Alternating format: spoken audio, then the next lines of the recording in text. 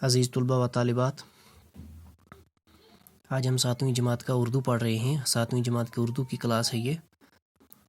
ہم نے جو سبق مکمل کیا ہے پچھلی کلاس میں سائنس اور جنگ جو سبق تھا وہ ہم نے مکمل کر لیا ہے، اور آج کی اس کلاس میں ہم اسی سبق کے درسی سوالات کریں گے، درسی سوالات کے جوابات کریں گے ہم۔ تو ہمارا پہلا سوال ہے سائنسی جنگ کسے کہتے ہیں؟ سائنسی جنگ کسے کہتے ہیں؟ تو سائنس کے اس سوال کا جواب ہے، سائنس کے ایجاد کیے ہوئے ہتھیاروں سے لڑی جانے والی جنگ کو سائنسی جنگ کہتے ہیں۔ تو سوال نمبر 2 ہے، اس دور میں جنگ جیتنے کے لیے کون سے ہتھیار استعمال کیے جا سکتے ہیں؟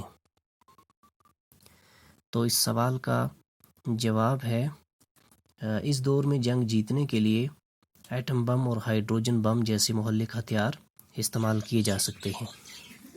یہ سوال نمبر 2 کا جواب ہے۔ اب ہمارا تیسرا سوال ہے، سوال نمبر 3 ہے، عام ممالک جنگ سے خوفزدہ کیوں ہیں؟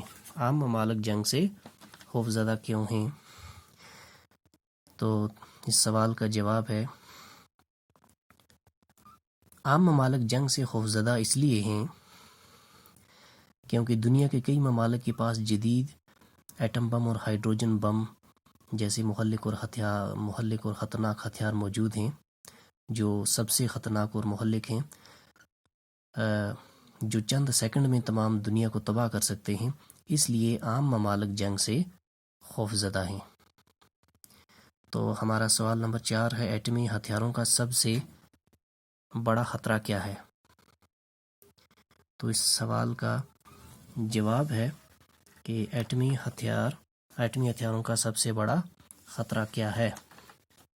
ایٹمی ہتھیاروں کا سب سے بڑا خطرہ یہ ہے کہ ایٹمی ہتھیار چند سیکنڈ میں تمام دنیا کو تباہ و برباد کر سکتے ہیں، تمام دنیا کو تہس نہس کر سکتے ہیں۔ یہ ان کا سب سے بڑا خطرہ ہے۔ سوال نمبر 5 ہے، قدیم زمانے میں جنگ کس طرح ہوتی تھی؟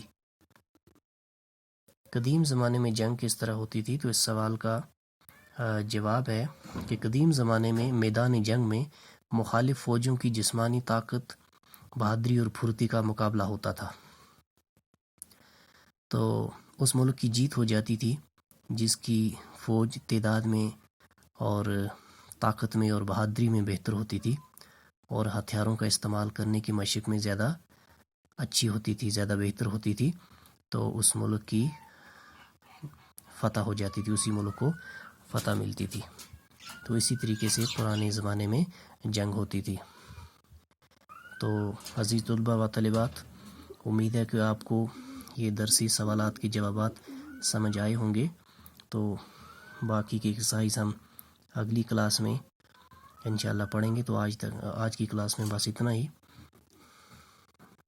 باقی ہم اگلی کلاس میں پڑھیں گے۔ تب تک کے لیے خدا حافظ، اسٹے ہوم، اسٹے سیف، باقی والسلام۔